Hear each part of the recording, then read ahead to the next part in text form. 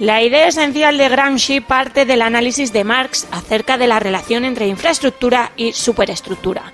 Marx había enseñado que la ideología dominante en una sociedad es la ideología de la clase dominante y que los grupos dominantes retienen el control sobre el conjunto de la sociedad no solo ni siquiera principalmente por la fuerza, sino por el consenso social.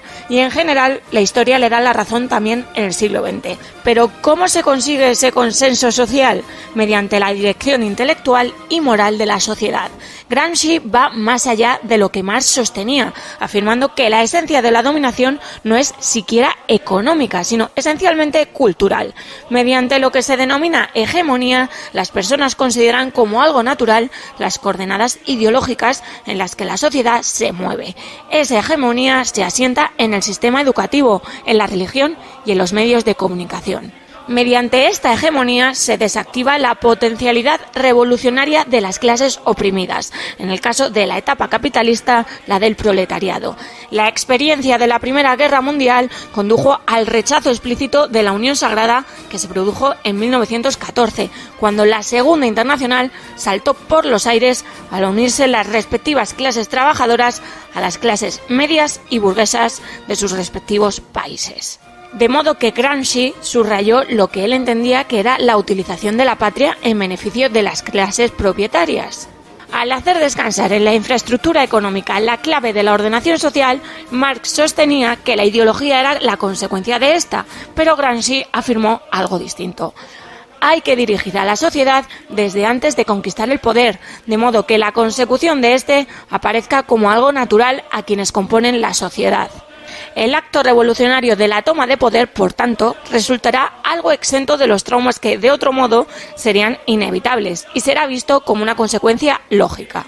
Gramsci percibió con nitidez quién era el gran enemigo básico de su visión ideológica, la Iglesia católica, a la que consideraba como la más tenaz en la lucha para impedir que oficialmente se formen dos religiones, aquella de los intelectuales y aquella de las almas simples. Para Gramsci, la clase obrera no siempre tiene una conciencia de clase correctamente construida, por lo que resulta lógico que sea la clase intelectual la que dirija el proceso revolucionario, lo que denominaba los especialistas en la elaboración conceptual y filosófica. Pero para él, a la cabeza de dichos intelectuales se situaban los periodistas y otorgaba una importancia equiparable a los maestros. Se trataba de formar a la clase dirigente de la sociedad, de moldear las mentes. Gramsci señaló, sobre muchas otras cosas, que lo esencial no era tanto la realidad social, sino lo que de ésta se percibiese. La conciencia y la realidad no existen por sí mismas, sino que no son más que un producto social. Una de las claves de Gramsci es que recelaba enormemente de la afirmación marxista de que la revolución resultaba inevitable. Por el contrario, detestaba el fatalismo y creía que había que conquistar las mentes de la población para que las percepciones fuesen las adecuadas. Es algo que está sucediendo en la sociedad actual. Es lo que ha hecho posible que una sociedad supercapitalista sea, al mismo tiempo, culturalmente marxista. Algo que podría parecer en principio sorprendente, pero que se entiende mejor a la luz de Gramsci. La lectura de Antonio Gramsci ilumina como ninguna otra lo que hoy sucede en nuestras sociedades occidentales.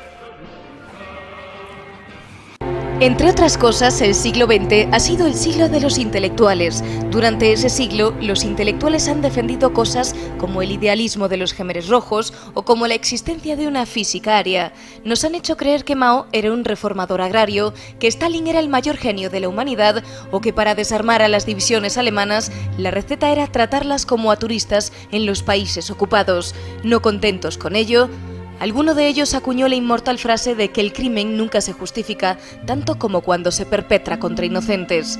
Pero aunque sin duda ha brillado en el siglo XX, la figura del intelectual como hoy la conocemos es una creación que tiene algo más de 2 siglos y medio. Históricamente, surge con el proceso de secularización durante la Ilustración. Los intelectuales son los sacerdotes de la nueva religión laica. Una dimensión esencial del intelectual es su papel de predicador, porque su objetivo es el de guía de la sociedad. Normalmente a esa actitud le llamamos compromiso y solemos identificarla con el progresismo. Hay razones para que la clase intelectual en su conjunto se incline en esta dirección. En primer lugar, porque aparece como sustituta de la clase sacerdotal, contra la que se revuelve, ya que ésta constituye una fuerza aún formidable. Además, el intelectual rechaza todo lo que pueda limitar su visión del mundo y no cabe duda de que la religión es el obstáculo más importante que se yergue en su camino. Por eso, no es extraño que muchos de ellos desarrollen una especial saña contra la religión. Los intelectuales elaboran sistemas de creencias que, una vez asentados, no pueden ser desplazados sino mediante otras creencias, pero no por ideas. Ese sistema de creencias, que recibe el nombre de ideología, se convierte en una especie de mapa con el que adentrarse en territorios desconocidos y que da sentido a cosas. Es, pues, un concepto clave en el intelectualismo. Pero la ideología, formulación intelectual teóricamente perfecta, es un sistema cerrado que exige adhesión. Por eso, en la Unión Soviética, que era el estado intelectual por excelencia, el disidente era internado en un manicomio. Solo un loco se opondría a una sociedad perfecta.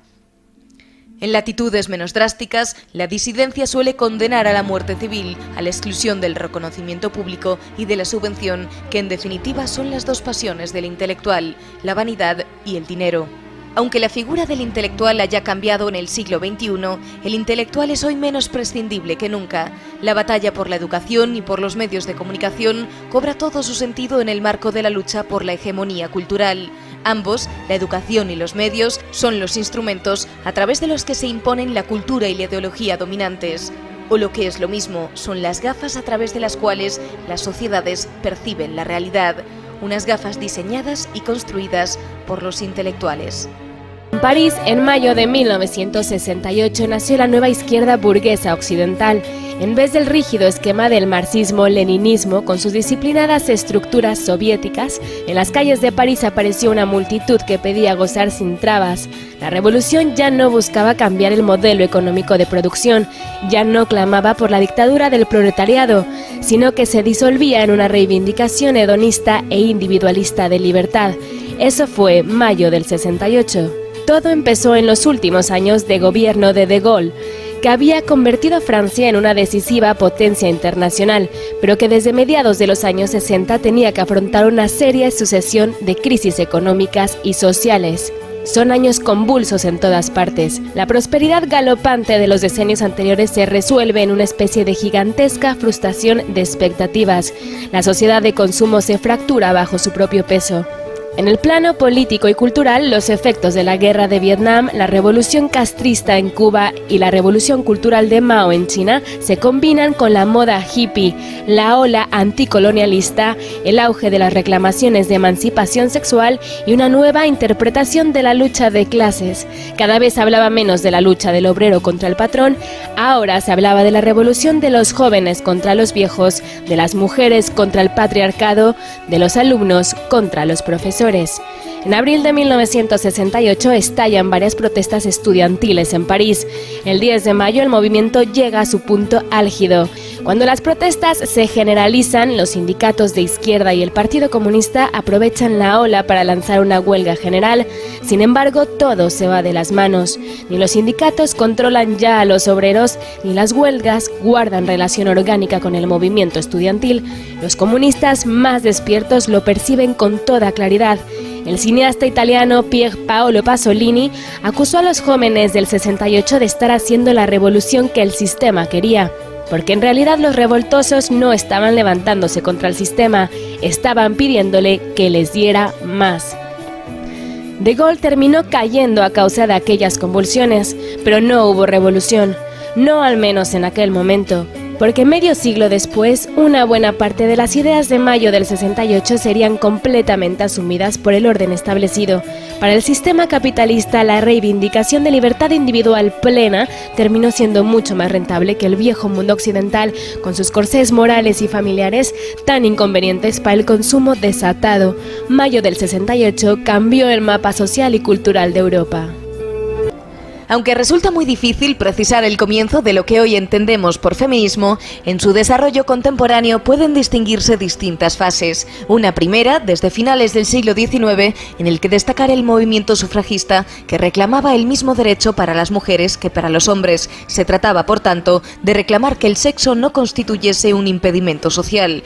Concretó las reivindicaciones en la obtención del voto femenino, pero en modo alguno se restringió a ese objetivo, que en cualquier caso presuponía una igualdad social. La igualdad de derechos implicaba, por ejemplo, igualdad matrimonial. En esa primera ola del feminismo no están ausentes los valores conservadores, como la reivindicación de las cualidades consideradas como femeninas o la prohibición del consumo del alcohol, aunque también se mezclan con posturas revolucionarias. En todo caso, la idea es la de integrarse en una sociedad conjunta con el varón.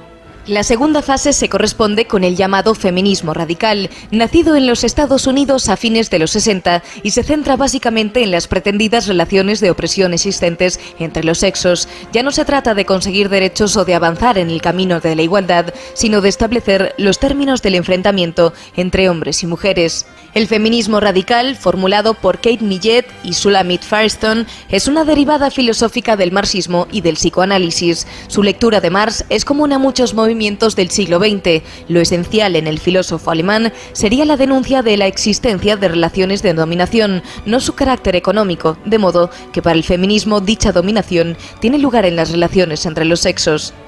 El patriarcado, concepto acuñado por Millett y Firestone, ocupa el lugar del capitalismo. Es la piedra angular del sistema de organización sexual, la infraestructura en términos marxistas que explica el resto de las relaciones sociales. Esta es la razón por la que desde su nacimiento el feminismo radical mantiene unas relaciones problemáticas con la izquierda revolucionaria, a la que acusa de reproducir en sus organizaciones las relaciones de tipo sexual de la sociedad a la que pretende cambiar, de perpetuar la división sexual del trabajo.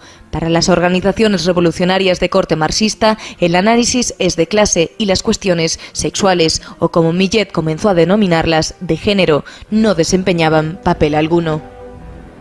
En cambio, el feminismo radical considera que la estructura económica, lejos de ser primordial, es la consecuencia de un hecho psicológico clave. La organización social está estructurada para satisfacer el ansia de poder masculino. La organización económica y el propio capitalismo no es más que la consecuencia de este hecho, pero no su raíz.